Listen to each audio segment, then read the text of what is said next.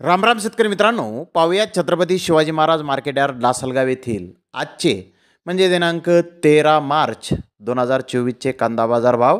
चला तर मित्रांनो, जाणून घेऊयात लासलगाव येथे आज कांदा भावाची आवकीची परिस्थिती नेमकी कशी आहे. मागील बाजाराच्या तुलनेमध्ये लासलगाव येथे आज कांद्याच्या भावामध्ये काय बदल आहेत याची सविस्तर माहिती आपण या व्हिडिओमध्ये जाणून घेणार आहोत. त्यासाठी मित्रांनो व्हिडिओ संपूर्ण पहा.